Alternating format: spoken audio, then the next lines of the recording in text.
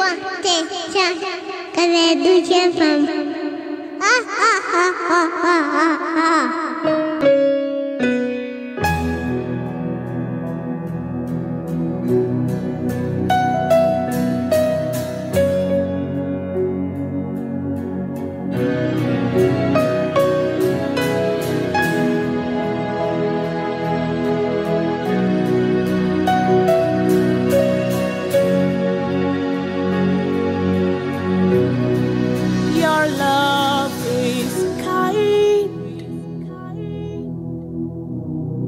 Your love is patient.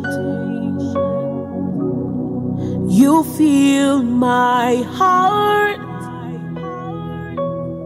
with so much peace and joy. You're amazing. You make my life feel brand new. Salut à vous bien-aimés dans le Seigneur. Nous vous bénissons de la part de Dieu notre Père, par Jésus-Christ, le seul Seigneur, le seul Sauveur, celui qui est, qui était et qui revient bientôt. La grâce vous soit encore accordée de la part de Dieu notre Père et de la part de Jésus-Christ. Bienvenue à vous, chers auditeurs, à notre émission spéciale, le temps de la repentance, le temps de la grâce, le temps de retour du Seigneur. Nous vous prions de suivre encore attentivement ce programme et nous croyons que vous serez encore bénis abondamment au nom de notre Seigneur Jésus-Christ.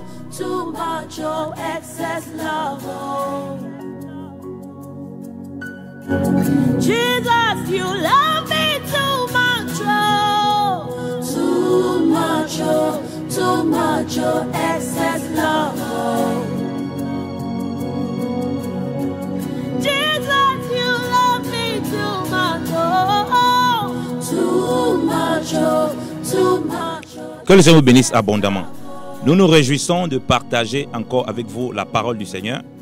Et nous bénissons le Seigneur de ce qu'il accomplit dans vos vies, bien-aimés dans le Seigneur. Et nous vous remercions d'être à l'écoute. Nous vous remercions d'être à l'écoute afin d'être édifiés pleinement dans le Seigneur et d'être fortifiés dans ses voies. Merci pour tout ce qui se passe dans ces moments parce que le Seigneur, lui qui écoute la voix de ses enfants et qui est toujours là à répondre à leurs cris, nous voulons nous continuer dans ce que nous avons commencé. Nous avons parlé de la nudité qui nous a amené au revêtement parce que nous avons compris que la nudité est d'abord une notion spirituelle avant d'être une notion physique. C'est pourquoi nous devons faire attention en tant que créatures de Dieu et en tant que disciples du Seigneur à être revêtus spirituellement de la grâce de Dieu, à être revêtus afin que notre nudité ne paraisse pas devant le Seigneur et devant les hommes parce que c'est lui qui va montrer aux hommes en réalité à quel point nous sommes nus. Donc nous vous prions encore de lire attentivement la parole et de s'attacher attentivement à la parole du Seigneur. Alors nous voulons pour cela, bien-aimés dans le Seigneur, nous entretenir dans la parole du Seigneur. Nous rappelons, comme nous l'avons dit, que nous devons être dépouillés du vieil homme pour revêtir le nouvel homme. Donc ce nouvel homme-là qui se renouvelle en intelligence et en sagesse, qui parle selon la vérité, est l'homme nouveau transformé dans toute son intelligence pour la gloire du Seigneur. Et c'est dans cet homme nouveau-là qu'on voit qu'il a le vêtement spirituel et physiquement aussi, il a un vêtement qui est agréable au Seigneur. Alléluia.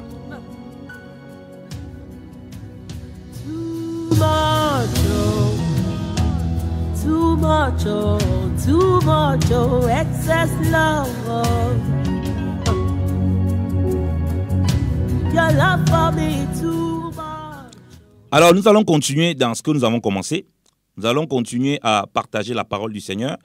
Comme nous l'avons dit, avant de commencer à parler de vêtements, parce que pour parler du vêtement, il faut parler de pourquoi on porte un vêtement. Donc vous voyez qu'on porte un vêtement, c'est pour ne pas paraître nu devant les hommes, comme nous l'avons vu. C'est pourquoi nous avons commencé à parler de la nudité. Et une fois qu'on a compris qu'il y avait la nudité, on a compris qu'il fallait un vêtement. Mais Dieu avait créé l'homme, Adam et Ève, il les a créés tous nus. Donc, ils n'avaient pas de problème de vêtements physiques. Leurs vêtements qu'ils avaient étaient complètement spirituels. C'est pourquoi ils pouvaient rester nus sans que ça ne pose problème. Mais lorsque le péché est rentré, alors, physiquement, ils avaient besoin d'être vêtus parce que ce qui représentait physiquement là était en réalité le reflet de ce qui doit être spirituellement chez tous les hommes. Et malheureusement, l'homme naturel qui porte des vêtements ne réalise pas qu'en réalité, c'est là pour démontrer qu'il a besoin spirituellement d'être vêtu. Et c'est ça que le Seigneur est tenté de parler. Et en parlant, il disait à l'église de Laodicée d'acheter des vêtements blancs chez lui. Ça veut dire que les vêtements que Laodicée portait, ce n'étaient pas les vêtements qui étaient agréables au Seigneur, c'était des vêtements qui ne plaisaient pas au Seigneur et cette était complètement nue devant le Seigneur. Et nous avons fait donc comprendre que ce n'est pas le fait qu'on s'attache beaucoup à tout type de vêtements d'apparence qui est le plus important, mais qu'ils soient d'abord vêtus spirituellement, parce que les pharisiens eux-mêmes, ils étaient vêtus de beaucoup d'habits somptueux qui se couvraient partout, mais à l'intérieur, ils n'étaient pas vêtus de la crainte de Dieu, ils n'étaient pas revêtus du Seigneur Jésus-Christ. Et c'est pourquoi, si nous sommes revêtus du Seigneur Jésus-Christ maintenant, nous pouvons maintenant non seulement être agréables à Dieu, mais faire les choses selon que Dieu le dessine, et faire les choses selon la volonté de Dieu. C'est pourquoi nous n'allons pas chercher à avoir nos propres vêtements, mais à vivre la manifestation de la gloire de Dieu dans l'obéissance. Parce que dans ce vêtement, il y a tout. Lorsqu'on revêt Christ, on revêt toutes les caractéristiques de Christ. Okay? L'obéissance, Christ était obéissant jusqu'à la mort de la croix. Donc voilà pourquoi on ne peut pas demander à quelqu'un qui n'est pas vêtu par le Seigneur, qui n'est pas vêtu de Christ, d'être obéissant. Vous allez beau lui dire, ne mange pas, ne goûte pas, ne fais pas ça, il va continuer. Aussi longtemps qu'il ne vient pas à la source de vie qui est Jésus-Christ et qu'il se soumette entièrement, alors il ne pourra pas connaître ce vêtement et il ne pourra pas produire les fruits qui vont avec ce vêtement. Un peu comme lorsque sur le plan physique, on porte un vêtement, le vêtement là nous donne un certain confort, un vêtement a peut-être des poches, un vêtement a peut-être des choses dans lesquelles on peut garder. Le vêtement, vous voyez, il nous couvre. Donc vous voyez qu'il a beaucoup de choses qui nous apportent. Le vêtement peut nous faire éviter le froid, vous voyez, le vêtement peut il nous donne un certain cadre. Vous voyez, c'est ainsi que le vêtement de Dieu se trouve. Donc, le vêtement de Dieu, avec ce vêtement de Dieu, il y a les vertus de Dieu qui vont avec. Et comme nous l'avons dit, c'est le vêtement du Seigneur. Et si Dieu nous donne le vêtement du Seigneur, ça va nous détourner donc des choses périssables pour nous attacher premièrement aux choses spirituelles. Et c'est ça qui démontre aussi qu'on est revêtu du Seigneur. Voilà pourquoi l'église de Laodicée, comme nous l'avons lu dans Apocalypse 3, elle se disait riche dans l'abondance et elle pensait qu'elle n'avait plus besoin de rien. Celui qui est revêtu du Seigneur, il sait qu'il a toujours besoin du Seigneur, qu'il sait que son vêtement, c'est le Seigneur. Son vêtement, c'est le fait de se soumettre à Dieu et que Dieu le revêt. Alors, il sait qu'il a toujours besoin de Dieu. Parce que s'il dégamme, il peut se retrouver comme...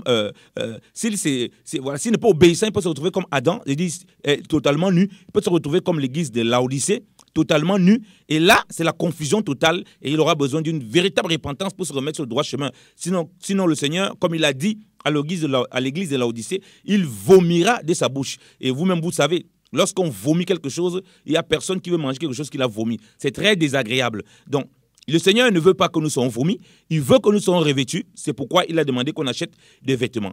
Donc, les vêtements là vont aussi manifester par la vision, par le chemin qu'on emprunte. On ne peut pas dire revêtu de Dieu, on continue à faire des choses qui ne sont pas conformes à la volonté de Dieu. Comme nous l'avons dit, le vêtement est censé montrer l'obéissance à Dieu. Beaucoup de personnes donc prétendent et croient qu'ils veulent être attachés à Dieu. Ils disent non, on veut être attaché à Dieu. Ils font toutes sortes d'œuvres. Ils fréquentent d'assemblées, ils donnent de l'argent, ils contribuent. Mais beaucoup de cela, c'est parce qu'il y a des intentions cachées. Beaucoup de cela, parce qu'il y a des intentions cachées au plus profond d'eux, ils essaient d'atteindre des objectifs. Au fait, ils essayent de faire une sorte de corruption avec Dieu. On ne peut pas corrompre Dieu, bien-aimé dans le Seigneur. Le vêtement que Dieu nous donne, c'est pour marcher dans une entière soumission, une entière obéissance à la volonté de Dieu. Et la volonté de Dieu, au premier niveau, il ne faut pas aller chercher des visions et des songes pour avoir la volonté de Dieu. La volonté de Dieu au premier niveau, c'est la parole de Dieu qui t'a été donnée dans sa simplicité. Alléluia. Le gros problème que nous avons, c'est que beaucoup de gens disent « Je vais aller faire des jeûnes, je vais aller prier ceci. Il faut que Dieu me révèle sa volonté. » Le premier niveau de volonté que Dieu a donné à la parole, les gens ne veulent pas le lire. Lorsque tu n'ouvres pas la Bible, tu es en train de dire à Dieu « Ferme ta bouche, je ne veux pas t'écouter. » Lorsque tu refuses d'écouter la parole de Dieu, nous maintenant nous partageons la parole de Dieu. Lorsque tu refuses de l'écouter, tu es en train de dire à Dieu « Tais-toi, je n'ai pas envie de t'écouter. » Donc, beaucoup de personnes disent « On est revêtus des vêtements, mais ils veulent marcher de façon contraire à celui qui a donné le vêtement. Si Dieu t'a donné le vêtement, il connaît où se trouvent les poches dans le vêtement. Alléluia. Il connaît toutes les vertus de ces vêtements. Il connaît ce que ces vêtements, de quoi ces vêtements peuvent te protéger et de quoi il ne peut pas te protéger. Alors tu ne peux pas l'utiliser n'importe comment. Tu as besoin de savoir ce qu'il te demande et quelles sont les vertus. Tu demandes à Dieu, mais Seigneur, comment on utilise ton vêtement? Qu'est-ce qui se passe? C'est là où on rentre dans ce que nous appelons connaître la volonté de Dieu. Le premier niveau donc de connaître la volonté de Dieu, c'est sa parole. Alléluia. C'est ce que Dieu dit te concernant. C'est ce que Dieu dit pour la mission. Au premier niveau, la parole de Dieu. Inutile d'avoir des visions et des songes que tu vas venir maintenant imposer, que tu veux maintenant venir dire, voici ce que Dieu dit. Et on voit beaucoup de personnes s'égarer comme ça, alors que les songes qu'ils ont ne sont pas conformes à la parole de Dieu. Un songe, une vision ne peut pas venir t'éloigner des Écritures. S'il vient t'éloigner des Écritures, tu deviens sans repère. Parce que le vêtement, tu peux l'utiliser n'importe comment. Par exemple, un enfant ne peut pas prendre le pantalon de son papa et il met sur sa tête et il commence à sortir, il marche avec. On va dire cet enfant-là, il ne va pas bien. Si vous voyez votre enfant même, il prend le vêtement, le pantalon, il met sur sa tête, il ne va pas bien. Il a bien pris le vêtement, mais il l'utilise très mal. Donc voilà pourquoi on dit que une fois qu'on parle du vêtement, il ne faut pas le revêtir n'importe comment. Ou bien il ne faut pas être vêtu n'importe comment. Il faut être vêtu de telle sorte que ça nous pousse toujours dans la volonté de Dieu. De connaître la volonté de Dieu. Ce n'est pas pour marchander. Donc quand on lit les Écritures, ce n'est pas pour faire du marchandage avec Dieu. Je te donne, Dieu, tu me donnes. Je te donne, Dieu, tu me donnes. Alors autrement, on n'est pas différent des vêtements d'Adam, des feuilles de figuier qu'il avait pris pour faire une ceinture, pour faire son vêtement. Parce qu'on a des intentions cachées, inavouées. C'est pourquoi la parole de Dieu nous dit dans le livre de Jacques, Jacques chapitre 4, vous demandez et vous n'obtenez point. Parce que vous demandez mal. Et quand vous demandez même, vous demandez pour assurer vos propres convoitises. Donc vous demandez pour vos propres convoitises. Et beaucoup de personnes se retrouvent frustrées dans l'œuvre de Dieu parce que les chrétiens ne veulent plus du message de la repentance. Parce que les gens ne veulent plus du message de la repentance, de demander conformément à la volonté de Dieu. Bien aimé dans le Seigneur, quand on demande conformément à la volonté de Dieu, alors on est patient.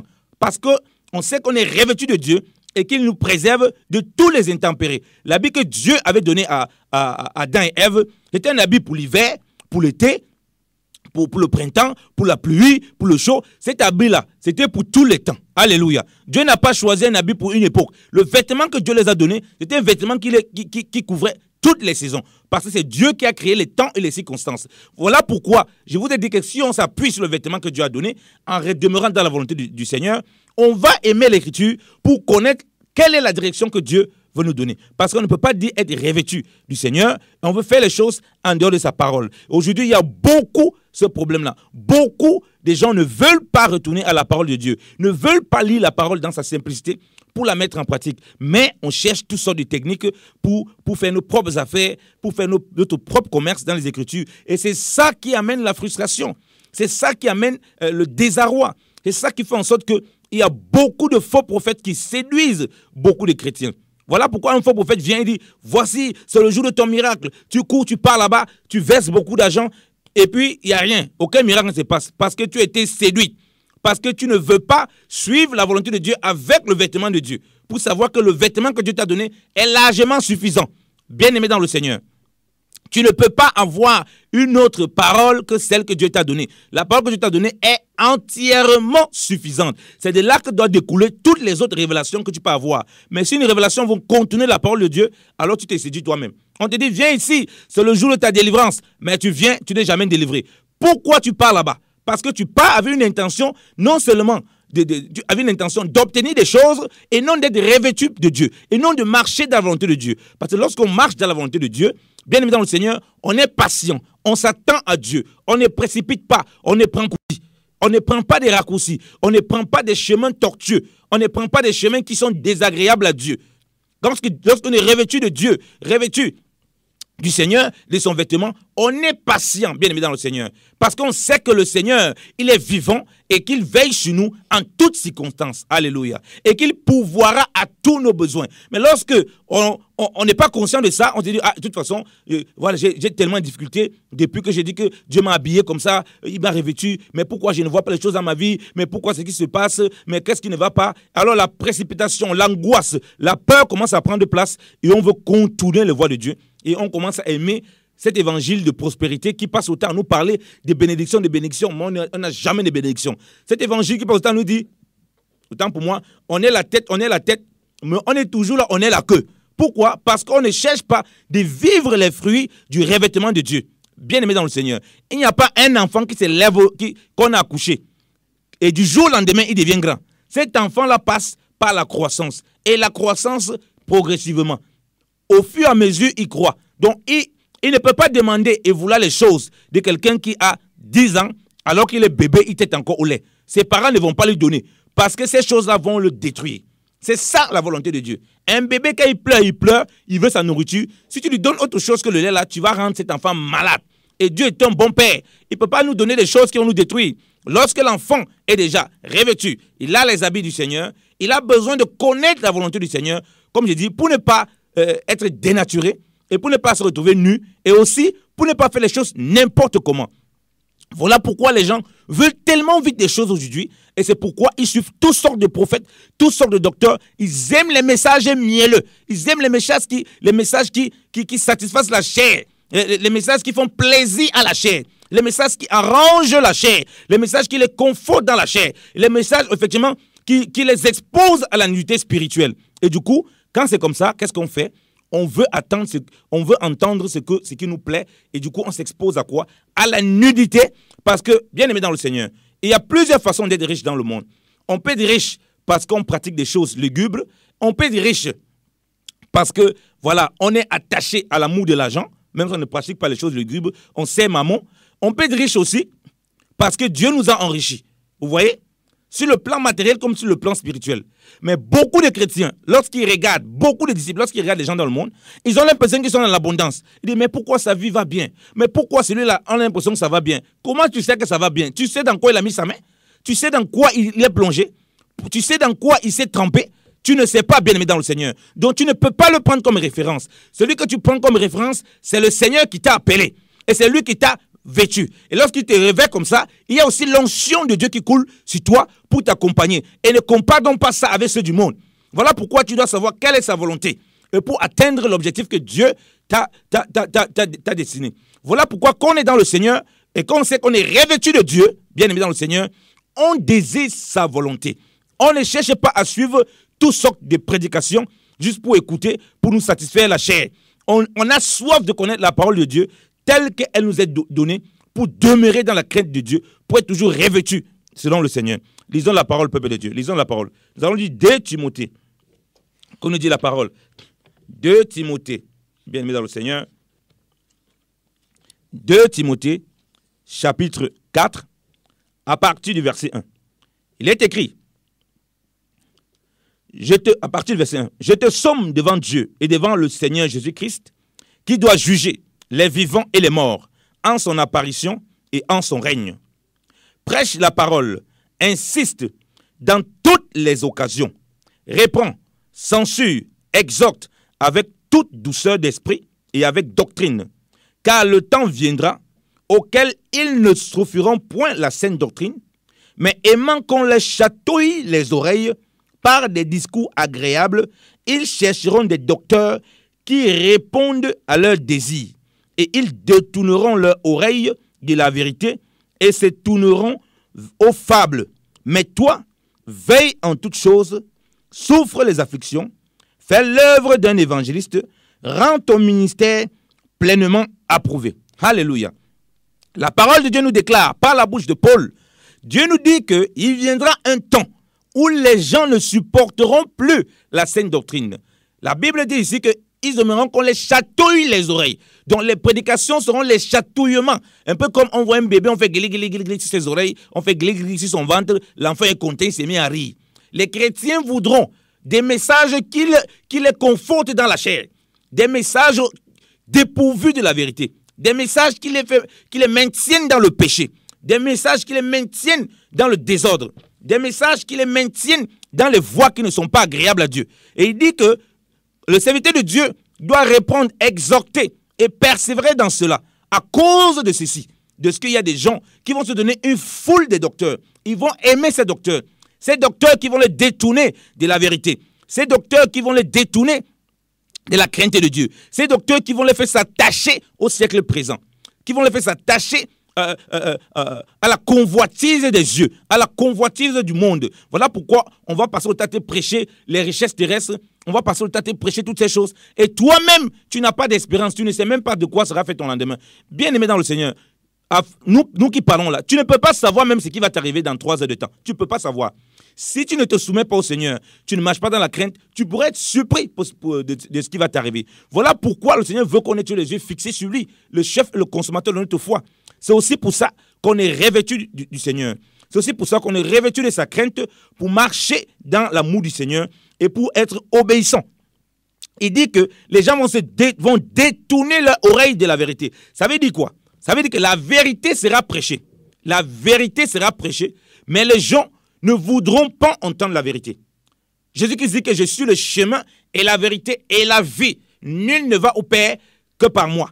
Donc, il dit que la vérité, au fait, quand tu te détournes de la vérité, tu es en réalité en train de te détourner de Jésus-Christ. Donc, ne crois pas que c'est parce qu'on te dit Jésus, Jésus-Christ, Yeshua, tout ce que tu veux, tous les noms hébreux ou en patois, comme on dit en dialecte, que ça veut dire que tu n'es pas en train de détourner la vérité. C'est qu'est-ce qu'on met dans ce qu'on te dit Jésus-Christ là. C'est ça qui montre que tu te détournes de celui qui est la vérité. Parce que tu aimes les discours agréables, les discours qui plaisent à ta chair, les discours qui te confortent dans le mal, les discours qui te confortent dans le péché. Tu aimes les discours qui font en sorte que tu ne te repentes pas. Tu as les problèmes, au lieu de te repentir, tu passes autant à regarder les démons. Tu passes autant à regarder tes tantes qui sont en train de t'accuser. Oh, il y a telle chose, ou il y a une tante qui veut me tuer. Bien aimé dans le Seigneur, laisse ta tante, laisse tes cousins, laisse tes mères et tes pères, laisse tout cela. C'est toi qui es le problème. Parce que Dieu dit, ils te combattront, mais ils ne vaincront pas. Parce qu'il est avec toi. Donc, tout ce que Dieu te demande, c'est demeurer dans la crainte en lui. Si tu t'éloignes de lui, on peut te frapper, on peut te persécuter, on peut te tuer. Donc, Dieu veut que tu aies les yeux fixés sur lui et non sur ceux qui t'entourent. Alors, qu'est-ce que font ces faux docteurs? C'est quand on te prêche un autre évangile où tu perds ce vêtement de Christ qui doit te faire demeurer dans la crainte de Dieu, demeurer dans l'obéissance de Dieu. Et du coup, tu commences à avoir les yeux fixés sur les sorciers, sur les marabouts, sur les autres gens qui veulent te faire du mal et non sur ce que Dieu te demande de faire, d'obéir et d'être soumis. De ne pas écouter des fables, de ne pas écouter des messages qui t'attachent à la terre, mais d'écouter des messages qui t'attachent au ciel. Même si tu vis sur la terre, tu dois avoir le cœur attaché au ciel. Un jour ou l'autre, lorsque le Seigneur viendra, il viendra prendre ceux qui sont attachés à lui. Et si ton cœur est attaché au ciel, tu vas finir comme une statuette de sel, comme la femme de Lot. La femme de Lot, on a dit de sortir de Sodome et Gomorrhe. On n'avait pas compris que sortir de Sodome et Gomorrhe, c'était sortir son cœur du monde. Elle était sortie physiquement, mais son cœur était resté à Sodome et Gomorrhe. Donc beaucoup de chrétiens disent que nous sommes sortis du monde. Nous ne sommes plus dans le monde, mais leur cœur est vraiment à Sodome et Gomorrhe. Leur cœur est dans les biens de Sodome et Gomorrhe. Rappelez-vous, ils sont sortis et tous les biens, toutes les richesses, ils ont laissé à Sodome et Gomorrhe. Ils ne pouvaient pas porter la maison sur leur tête. Donc quand ta maison devient une idolâtrie, quand les prophéties ne font que t'attacher à des maisons, ne font que t'attacher à des choses périssables, alors c'est comme ça que ton cœur est attaché à ces choses. Lorsque Dieu va dire, il faut se débarrasser, il faut aller de l'avant, tu vas dire, non, je ne suis pas Dieu, je veux regarder derrière, et tu deviens une statuette de sel, et tu ne peux pas aller en l'enlèvement avec le Seigneur dans les nuées. Pourquoi? Parce que les yeux ne sont pas attachés au Seigneur. Si on est revêtu vraiment de Christ, il nous conduit dans cette obéissance de la parole qui fait en sorte que nos yeux soient attachés à lui et qu'on n'écoute pas n'importe quel discours, on n'écoute pas n'importe quelle prédication, on n'écoute pas n'importe quel enseignement. Si l'enseignement t'attache à la terre, alors il faut te poser les questions, bien aimé dans le Seigneur. Pose-toi les questions.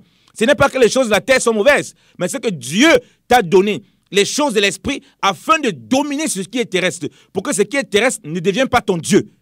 Voilà pourquoi tu dois écouter la parole qui t'amène à la crainte de Dieu, qui t'amène dans l'amour de Dieu, qui t'amène à la repentance, qui t'amène à avoir les yeux fixés sur le Seigneur. Et là-dedans, le Seigneur va prendre soin de tout ce qui te concerne.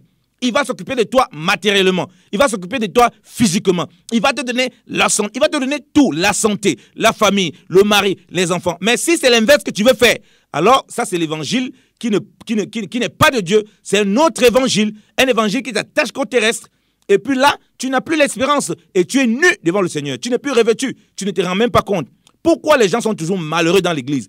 Pourquoi il y a beaucoup maintenant de malheureux? Pourquoi beaucoup de chrétiens sont tellement misérables? Ils sont tout le temps angoissés, tout le temps malheureux. On ne comprend pas. Certains se finissent dans les centres psychiatriques. On dit, mais qu'est-ce qui ne va pas? Il doit être joyeux. La Bible dit, soyez toujours joyeux. Je vous recommande, soyez toujours joyeux. Paul le dit aux chrétiens. Pourquoi il n'y a pas cette joie? Parce que le cœur ne se soumet pas à la volonté de Dieu. Tu ne peux pas être joyeux en ayant les biens de ce monde. Les biens de ce monde ne peuvent pas te rendre joyeux. S'ils pouvaient te rendre joyeux, alors Jésus-Christ ne serait pas venu. Le Seigneur est venu afin de nous donner une joie. Il dit que demandez afin que votre joie soit parfaite. La joie parfaite, ce n'est que lui qui donne. Parce que ton cœur est attaché à lui. Tu as beau avoir tous les biens de ce monde, si ton cœur n'est pas attaché à lui, et le cœur attaché à lui, c'est la résultante d'un quelqu'un qui est revêtu du Seigneur. Lorsque tu es revêtu du Seigneur, la parole de Dieu dit, nous avons la pensée de Christ. Regardez comment il vivait. Il disait qu'il va aller auprès de son Père, qu'il va aller où il revient, où il était. Autant pour moi, qu'il va retourner où il était. Il était pressé de retourner où il était. Paul dit, je suis pressé de tout part. D'un côté de m'en aller avec le Seigneur, ce qui serait de loin meilleur pour lui. Alléluia. Mais aujourd'hui, tu dis à chrétien, est-ce que tu es pressé d'aller voir le Seigneur? Il dit non, qu'il attende d'abord, je vais réussir dans mes projets. Ses projets sont devenus son Dieu. Ses projets sont devenus maintenant ceux qui l'accompagnent. Et il va continuer à croire qu'il est revêtu et qu'il marche dans la crainte de Dieu, alors que son cœur est déjà détourné du Seigneur. Et là, il aime les messages qui le flattent dans la chair. Il aime les messages qui l'encouragent dans la chair. Vous voyez les serviteurs de Dieu, les gens viennent donner beaucoup d'argent, des dîmes, mais ils vivent dans l'impureté, ils vivent dans le péché. Et ils ne peuvent pas dire à ces personnes parce qu'ils ont peur que ces personnes abandonnent l'assemblée. Ils ont peur que ces personnes ne donnent plus de l'argent. Et là, ils sont exactement ce que, comme Paul dit, des docteurs qui disent des choses qui chatouillent les oreilles, qui disent des choses agréables. Si quelqu'un ne marche pas selon les voies du Seigneur, alors il faut lui dire la vérité, autrement son sang sera sur toi. Son sang sera sur toi. Il a besoin d'entendre la vérité de Dieu pour le faire marcher dans l'amour de Dieu, dans la crainte de Dieu. C'est comme ça qu'il sera béni.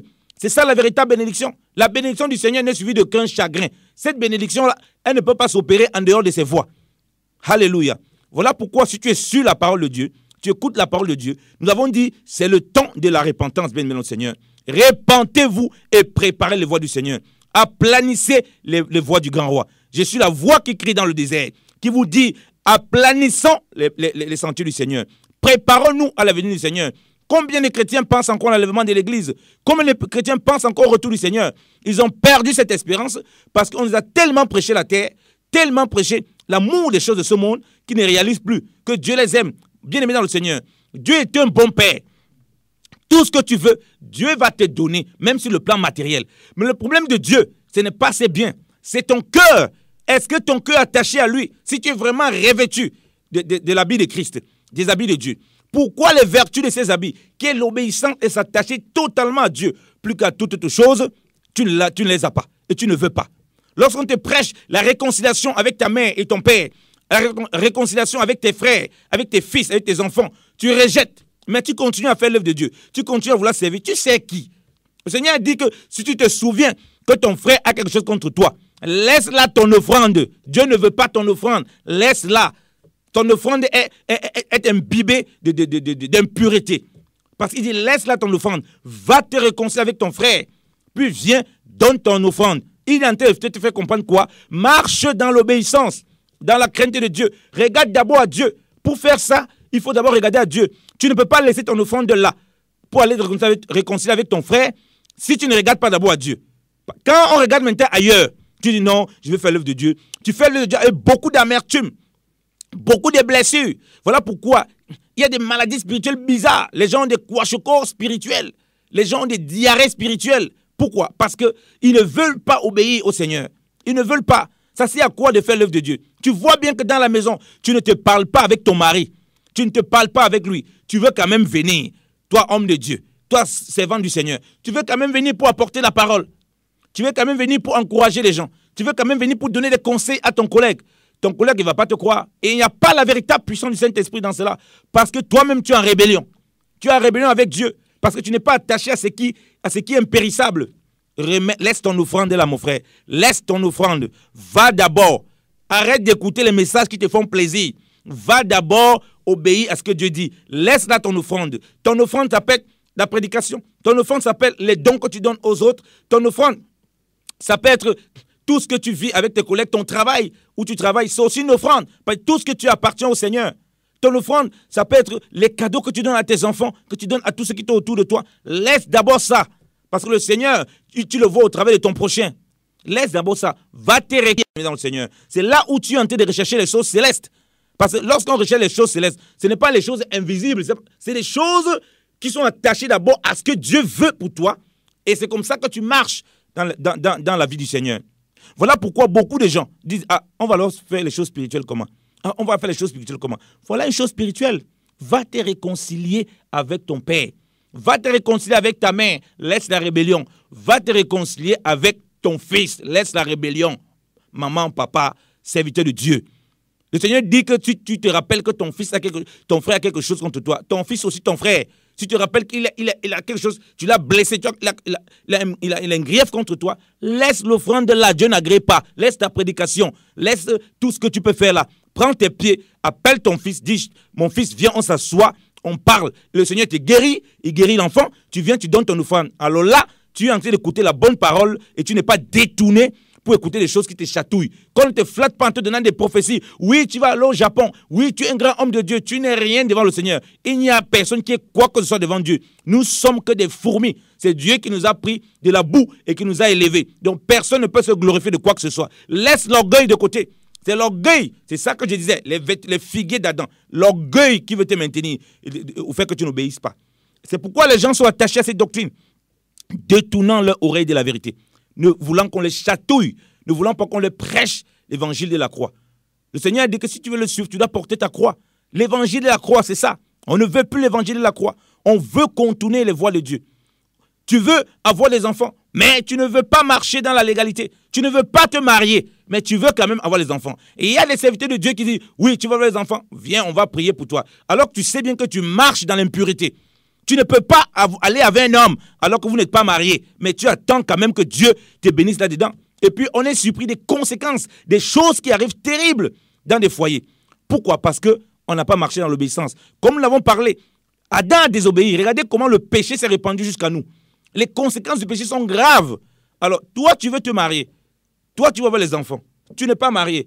Qu'est-ce que ça te coûte de demander aux serviteurs de Dieu, aux responsables, aux frères et sœurs à qui tu soumets des prières? Frère, priez pour moi d'abord, que je marche dans la crainte de Dieu et qu'il me prépare pour le mariage. Mais tu dis, homme de Dieu, je veux les enfants, alors que tu n'es pas marié. Tu continues à vivre dans le concubinage, tu continues à vivre dans le péché. Et c'est la vérité, c'est l'amour qui va te délivrer. Ce n'est pas le faux amour, l'amour qui te dit la vérité dans ce que tu es. Et c'est ça qui te sort de là. Tu ne peux pas être là. Tu dis, homme de Dieu, j'ai des entreprises que je veux construire. Vraiment, prie pour moi. Je veux bâtir certaines choses. Mais tu es toujours cupide. À l'assemblée, tu n'apportes rien. Les orphelins sont là, tu ne donnes rien. Même tes propres enfants dans la maison, ils te reconnaissent comme quelqu'un d'ultra cupide. Mais tu espères quand même être revêtu de Christ. Tu dis, je suis revêtu de Dieu. J'ai l'onction du Saint-Esprit. Tu n'as pas l'onction du Saint-Esprit. Tu as l'onction de la cupidité. L'onction de la cupidité. C'est pourquoi Dieu veut, oh bénévole Seigneur, te purifier par ces messages, afin que tu reviennes à la crainte de Dieu. C'est ça. N'écoute plus les discours qui vont te plaire. Oui, tu vas construire une entreprise. Tu as reçu de telles prophéties. Mais pendant ce temps, tu demeures cupide. Écoute des prophéties qui doivent te ramener au Père céleste. Écoute des paroles qui doivent te ramener à la parole de Dieu et non celles qui doivent te flatter. Oui, Dieu peut te donner plein de choses sur le plan matériel. Il est puissant. Rien n'est impossible à Dieu. Mais ce que Dieu veut d'abord te donner, c'est que les choses spirituelles, tu sois attaché à ça et que tu fasses un cœur avec ces choses. Parce que le Seigneur dit, là où est ton trésor, là aussi sera ton cœur. Et là où est ton cœur, là aussi sera ton trésor. Alors, bien aimé dans le Seigneur, où est-ce que tu mets ton trésor? Où est-ce que tu mets ton cœur?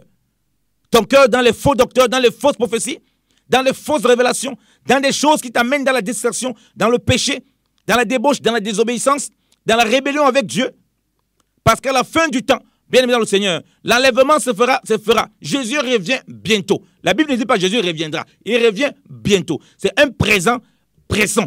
Pour nous montrer à quel point, lorsque nous vivons dans ce siècle présent, nous devons nous attendre au Seigneur.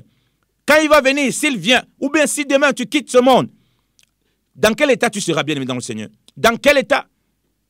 En train d'écouter des prophéties, des enseignements qui te font plaisir, qui caressent ta chair dans le sens du poil. Tu veux te marier, mais tu es obligé de t'habiller bizarrement en assemblée. Des habits bizarres. Pour que les frères voient que non, voilà, tu n'as pas besoin de tout ça, ma soeur. Tu n'as pas besoin de tout ça, bien aimé dans le Seigneur. Marche dans l'obéissance, qu'on ne te flatte point. Détourne-toi des choses qui sont uniquement là pour satisfaire ta chair et qui t'éloignent de la crainte de Dieu. C'est là que tu es en train de prouver au Seigneur, montrer au Seigneur que tu n'es pas en train de suivre des faux docteurs. Donc ce n'est pas parce qu'on te prêche, oui, Dieu a dit ceci, Dieu a dit cela, tu vas avoir des biens, tout ça. que ça veut dire que ton cœur est droit devant le Seigneur. Ces choses sont utiles uniquement si ton cœur est droit devant le Seigneur. Il ne faut pas inverser l'évangile. De nos jours, plusieurs prédicateurs ont inversé l'évangile. On prêche d'abord le monde avant Jésus-Christ. Alors Jésus-Christ te dit de prêcher Christ. Paul dit, nous ne nous prêchons pas nous-mêmes. Dans 2 Corinthiens 4, nous ne nous prêchons pas nous-mêmes, mais nous prêchons Christ, le Seigneur. Mais aujourd'hui, les gens prêchent le voyage aux États-Unis, prêchent le voyage partout, prêchent leur maison, prêchent leur voiture. Ils ne prêchent plus la croix. Prêchent les choses qui sont seulement là pour plaire la chair. Prêchent les habits, prêchent tout leur précis, prêchent comment Dieu les a rendus millionnaires. Dieu n'en a rien à faire. Tous ces messages-là, on n'a pas besoin de ça. Laissez les gens marcher dans la crainte de Dieu. Prêchez la crainte de Dieu. Et alors, vous voyez vous-même comment Dieu rendra ces personnes heureuses et comment il pourvoira à tous leurs besoins. Si l'Église est autant malheureuse et pauvre, et beaucoup de chrétiens sont pauvres, c'est parce qu'ils ne sont pas dans la crainte de Dieu, mais ils veulent obtenir les choses de Dieu.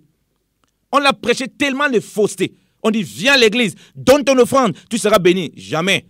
Donne ton offrande dans la crainte de Dieu. Donne ton offrande en ayant le cœur attaché à Dieu. Et Dieu s'occupera de tout ce qui te concerne. Voilà ce que Dieu dit, pas le contraire. Donc tu ne peux pas donner ton offrande à Dieu n'importe comment. Comme nous l'avons dit, il a dit que laisse là ton offrande. Tu parles d'abord te réconcilier avec ton frère. Donc Dieu n'accepte pas n'importe quelle offrande. Il n'accepte pas l'offrande du péché. Il n'accepte pas l'offrande de la désobéissance. Il n'accepte pas l'offrande de la convoitise du monde. Il accepte l'offrande de la crainte de Dieu. L'offrande de l'obéissance à Dieu. L'offrande de la soumission à Dieu. L'offrande qui découle du vêtement de Christ. Alléluia. Regardez ce que la Bible dit, bien aimé dans le Seigneur. Nous allons lire Colossiens. Colossiens, bien aimé dans le Seigneur. Colossiens chapitre 3. Lisons la parole, bien aimé dans le Seigneur. Colossiens chapitre 3. Il est écrit, à partir du verset 1. Si donc vous êtes ressuscités avec Christ, cherchez les choses qui sont en haut, où Christ est assis à la droite de Dieu. Pensez aux choses qui sont en haut, et non point à celles qui sont sur la terre. Autant pour moi, car vous êtes morts, et votre vie est cachée avec Christ en Dieu. Quand Christ qui est votre vie apparaîtra, vous paraîtrez aussi alors avec lui en gloire. Amen. On dit que si vous êtes ressuscité avec Christ, cherchez les choses qui sont sur la terre. Cherchez les choses qui sont, je ne sais pas quoi, dans la mer. Cherchez à avoir beaucoup de bonnes choses sur la terre. Ce n'est pas ce que la Bible dit. Ce n'est pas que Dieu ne veut pas vous donner ces choses. Hein.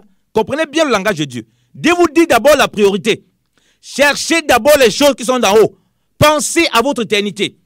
Dieu a préparé des choses incroyables pour vous, dans le ciel, et même sur cette terre, mais qui ne peuvent pas s'obtenir, bien aimé dans le Seigneur, en recherchant d'abord les choses sur la terre.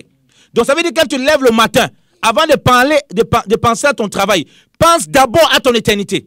Prie d'abord pour ton ciel. Prie d'abord pour le cœur attaché à Dieu, afin que ce que tu vas faire sur les choses physiques là ne t'éloigne pas de Dieu. C'est ça que Paul a recherché les choses d'en haut.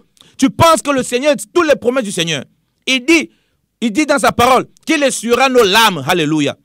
Quand on voit la nouvelle Jérusalem, quand on voit le ciel, quand on nous décrit les cieux, c'est juste merveilleux. On a envie de découvrir cela. Mais vous voyez, les chrétiens, ils ne veulent pas découvrir ça. Ils disent non, on ne veut pas découvrir. On veut d'abord découvrir la terre. Alors que la parole de Dieu te dit, recherche d'abord les choses en haut. Que ton cœur soit d'abord attaché aux choses en haut. À la crainte de Dieu, à l'amour de Dieu, à la vérité du Seigneur. Et l'espérance d'abord pour ton éternité. Et là donc Dieu te conduira. Non seulement pour te combler dans les choses physiques, mais afin que ton cœur demeure toujours dans le Seigneur et que tu ne t'éloignes pas des voies du Seigneur. Alléluia. Il dit encore, car vous êtes morts et votre vie est cachée avec Christ en Dieu.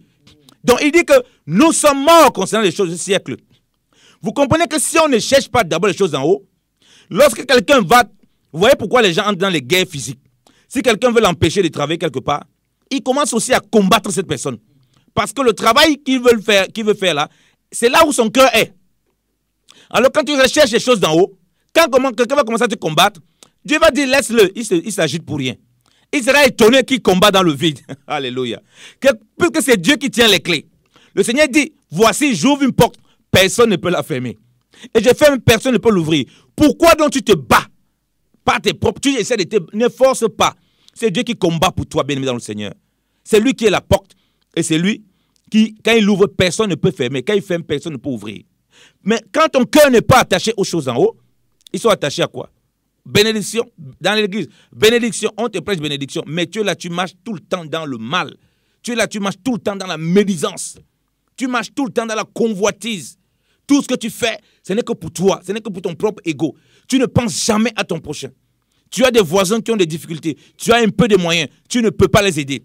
Tu vois au milieu de l'église des pauvres, des gens en difficulté. Mais toi, tu t'éloignes, tu ne fais rien pour les aider. Mais tu prétends quand même que tu as la crainte de Dieu. Tu n'as pas la crainte de Dieu. Tu n'es pas revêtu de ces vêtements que Dieu a vêtus Adam et Ève. Ce vêtement qui est Christ, qui doit se manifester. Bien-aimé notre Seigneur. Donc il dit au verset 2, pensez aux choses qui sont en haut et non point à celles qui sont sur la terre. Dieu veut que nous pensions à notre éternité. Quel chrétien a encore l'espérance du ciel? Quand tu dis aux chrétiens, est-ce que si le Seigneur vient te prendre pour partir avec lui maintenant, tu partiras? Il commence à taper la bouche. Il dit non Seigneur, attends d'abord que je me marie. Attends d'abord aussi que moi-même je deviens riche. J'ai reçu des prophéties dans mon église que je serai milliardaire. J'ai reçu des prophéties dans mon église que j'aurai beaucoup de biens. Bien aimé dans le Seigneur, ça c'est les docteurs qui te prêchent des choses agréables à entendre. Oui, Dieu peut même te rendre milliardaire, même multimilliardaire. Mais le premier message que Dieu va d'abord te donner, c'est que ton cœur soit attaché à lui. Voilà pourquoi nous devons marcher dans la crainte de Dieu. Le premier message que Dieu a donné à Adam, c'est l'obéissance. Il a dit que tu manges de tout, sauf de ça. Dieu a voulu que son cœur soit d'abord attaché à lui.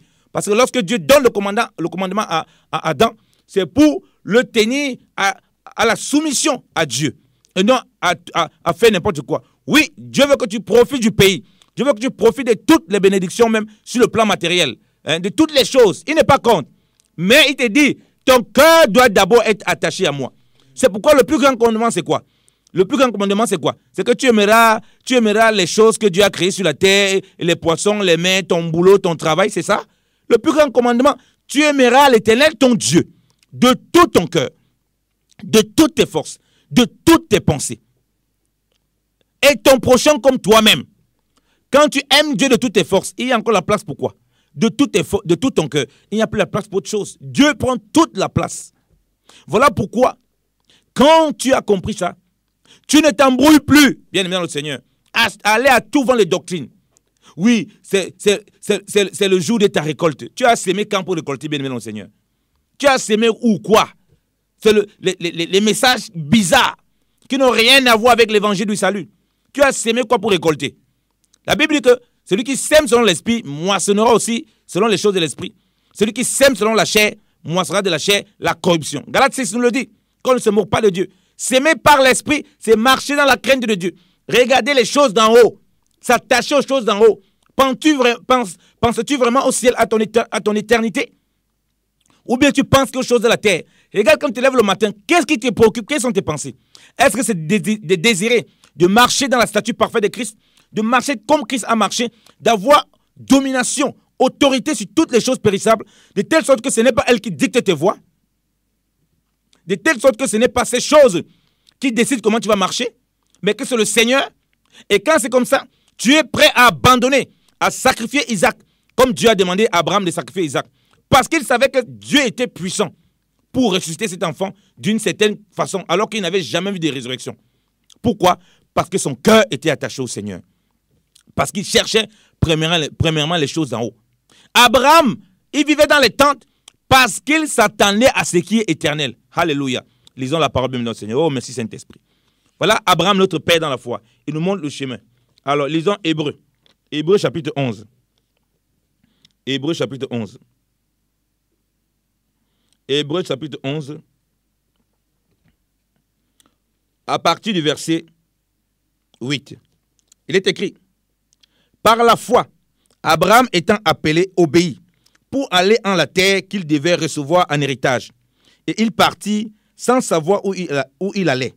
Par la foi, il demeura comme étranger en la terre qui lui avait été promise, comme si elle ne lui eût point appartenu, demeurant sous des tentes avec Isaac et Jacob, qui étaient héritiers avec lui de la même promesse, car il attendait la cité qui a des fondements et de laquelle Dieu est l'architecte et le fondateur. Amen. On dit qu'il attendait. Vous voyez, Abraham était, la Bible dit qu'Abraham était riche en brebis, en bétail. Abraham était, sur le plan matériel, extrêmement riche. Mais regardez où son cœur était. Il vivait sous les tentes. Il pouvait commencer à construire des grands buildings. Mais parce que tellement son cœur était attaché au Seigneur, tellement il attendait la cité qui vient d'en haut, tellement il attendait, il avait les yeux fixés vers le ciel, comme on a lu dans Colossiens 3, les yeux fixés vers les choses d'en haut, il attendait cette cité, il faisait quoi? Il vivait simplement sous des tentes. Alléluia. Bien-aimé dans le Seigneur. Il vivait dans l'humilité, dans la simplicité. Il ne disait pas non, il faut que j'expose toutes mes richesses. Voilà un cœur qui est attaché aux choses célestes. Vous voyez bien que, comme j'ai dit, lorsque le cœur est attaché aux choses célestes, même sur le plan matériel, Dieu pourvoit.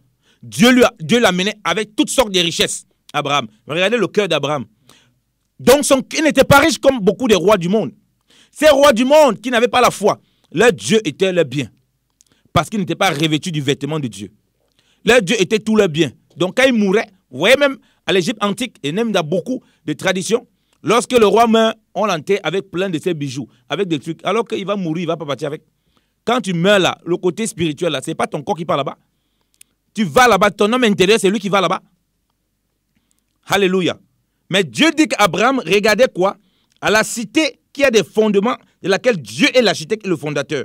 Celle qui vient d'en haut, bien-aimé dans le Seigneur. Voilà à quoi Abraham s'attendait. Abraham a livré Isaac, alors qu'on lui avait dit c'est le fils de la promesse. Voilà comment, lorsqu'on cherche les choses d'en haut, on est prêt à obéir à Dieu dans toute sa volonté, en s'appliquant la parole de Dieu, en écoutant la parole de Dieu qui nous ramène à Dieu, pas une parole qui nous éloigne de Dieu. C'est pourquoi le Seigneur a dit, recherchez premièrement le royaume de Dieu et quoi?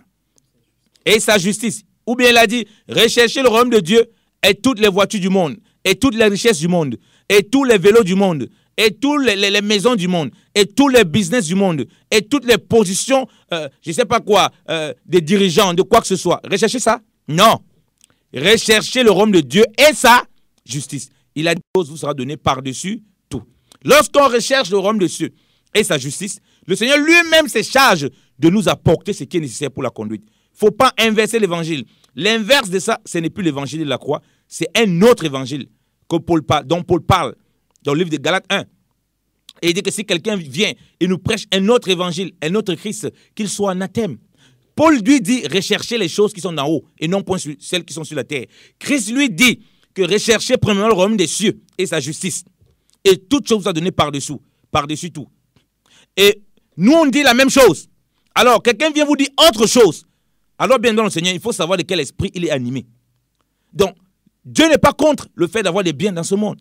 Mais il est contre cet évangile qui fait en sorte que vous vous attachez d'abord à ces choses plutôt qu'à lui. Quand Dieu demande de rechercher premièrement les choses en haut, parce qu'il sait qu'il est l'auteur et la source de toutes les bénédictions, tant matérielles et spirituelles, dont vous avez besoin pour votre épanouissement au nom de Jésus-Christ de Nazareth. Voilà pourquoi, bien aimé dans le Seigneur, oui, connaître la volonté de Dieu, c'est connaître la parole de Dieu. C'est de s'appliquer à la parole de Dieu. Oui, c'est d'être attaché à Christ et d'être attaché au Seigneur qui nous a donné ce vêtement duquel découle, comme nous avons dit, l'obéissance. L'obéissance, premier niveau d'obéissance, nous avons dit c'est la parole de Dieu. Donc, quand on entend la parole de Dieu, on n'endurcit pas nos cœurs. Répentons-nous et préparons les voies du Seigneur. Aplanissons les sentiers du grand roi. Jésus-Christ revient bientôt. Il revient prendre une église sans tache, ni ride, ni rien de semblable. Une église qui a compris que c'est en lui qu'elle a la véritable prospérité. Ce n'est pas en dehors de lui. Une église qui a compris qu'elle s'attend d'abord aux choses célestes et non aux choses terrestres. Regardez comment Dieu consolait. Oh, merci Saint-Esprit. Regardez comment Dieu consolait, bien aimé dans le Seigneur, l'église des Thessaloniques. Cette église était éprouvée par leur foi. Cette église était persécutée. Ils avaient plein de choses qu'ils vivaient difficilement. Plein de choses difficiles parmi cette église. Ils étaient persécutés dans leur foi. Mais regardez comment Dieu les fortifie. Alléluia. Il dit ceci. On va lire 1 Thessaloniciens chapitre 4 à partir du verset 13. Il dit, « Oh mes frères, je ne veux point que vous ignorez ce qui regarde ceux qui dorment, afin que vous ne soyez point attristés, comme les autres qui n'ont point d'espérance. comme les autres qui n'ont point d'espérance. Plusieurs personnes n'ont pas d'espérance. Pourquoi? L'espérance pour l'éternité. Parce que 1 Corinthiens 15 nous dit que si nous avons espérance qu'aux choses de la terre, nous sommes les hommes les plus misérables qui soient. Or, beaucoup de chrétiens, on les a amenés dans l'espérance de la terre. L'espérance des choses terrestres. Alors que Dieu veut qu'ils aient l'espérance des choses célestes. Parce que si tu as l'espérance des choses célestes, tu sais que rien n'est impossible à ton Dieu. Alléluia. Tu ne crains point. Alléluia. Tu es dans la paix. Et tu vas voir Dieu lui-même confondre tous ceux qui sont autour de toi et qui croient que ton Dieu, c'est n'importe quoi. Parce qu'il veut que ton cœur soit d'abord attaché à lui. Il continue, il dit, car si nous croyons que Jésus est mort et qu'il est ressuscité de même aussi, ceux qui dorment en Jésus, Dieu les ramènera avec lui. Car nous vous disons ceci, par la parole du Seigneur, que nous qui vivons et resterons à la venue du Seigneur, ne préviendrons point ceux qui dorment, c'est-à-dire ne dévanceront point ceux qui dorment. Car le Seigneur lui-même, avec un cri d'exhortation et une voix d'archange, et avec la trompette de Dieu, descendra du ciel, et ceux qui sont morts en Christ ressusciteront premièrement. Puis nous qui vivrons et qui resterons seront enlevés ensemble, avec eux dans les nuées, et au-devant du Seigneur, en l'air. Ainsi, nous serons toujours avec le Seigneur. C'est pourquoi, consolez-vous l'un l'autre par ces paroles. Alléluia. Regardez la consolation qu'on donne à l'église. La consolation qu'on donne à l'église, on dit non frère, quand vous êtes persécutés, commencez par chasser toutes sortes de démons. Commencez par chercher la prospérité, les biens matériels. Non. On leur donne l'espérance céleste.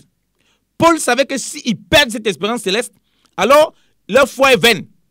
On va les balloter à tout vent de doctrine. Aujourd'hui, c'est prophète tel, tu cours. Aujourd'hui, c'est prophète tel, tu cours. Et quand tu vois ce que ces prophètes prêchent, et ces gens prêchent, ils ne t'attachent qu'au terrestre. Regardez la consolation. Ces chrétiens qui étaient éprouvés dans les chairs, avec toutes les difficultés qu'ils vivaient, on leur dit, voilà, vous attendez la venue du Seigneur. Voilà comment il va vous enlever. Voilà comment il va nous enlever. Et il dit, ça c'est la consolation. Bien-aimé dans le Seigneur, voilà comment Dieu doit te consoler premièrement. Toi qui passes des difficultés, toi qui as des moments difficiles, Dieu veut d'abord que tu te consoles de cela. Tu sais que le Seigneur viendra un jour essuyer toutes tes larmes. Oui, il va t'enlever. Il va te donner un corps glorieux qui ne connaît plus la bataille du péché, qui ne connaît plus les souffrances. Un corps glorieux qui est glorifié pour lui. Et tu vas connaître aussi après ce qu'on appelle le millénium, où tu pourras vivre 1000 ans sans aucun problème. Tu vas connaître la véritable délivrance parce que le Seigneur est avec toi et il t'accompagne, bien-aimé dans le Seigneur. Oh, bien-aimé dans le Seigneur, Maranatha, Jésus revient bientôt. Écoutons la parole du Seigneur et soumettons-nous encore en lui. Seigneur, nous te bénissons encore pour cette parole. Nous te remercions, ô Seigneur Dieu de gloire, parce que nous avons compris quelle est ta volonté. Ta volonté, c'est d'abord, premièrement, que nous soyons attachés à ta parole, Seigneur de gloire. Lorsque nous sommes attachés à ta parole, ces paroles qui découlent, duquel découlent, ô mon Dieu, mon roi, toutes les promesses de Dieu, Seigneur de gloire. Père, tu nous dis que tu nous as bénis de toutes sortes de bénédictions, Seigneur de gloire, céleste, ô spirituel dans les lieux célestes. Seigneur, c'est afin que nous demeurons dans la crainte de Dieu, ô Papa. Merci encore, ô Père, de ce que nos oreilles, oui, nos oreilles soient détournées, ô Papa, Seigneur de gloire, des fables, des fausses doctrines, des choses qui sont là pour nous attacher au terrestre et au lieu de nous attacher au céleste, afin que même dans les choses terrestres, Seigneur de gloire, tu puisses te glorifier dans notre marche, ô Papa. Que ton nom soit glorifié, ô Père, que ton nom soit élevé, Père.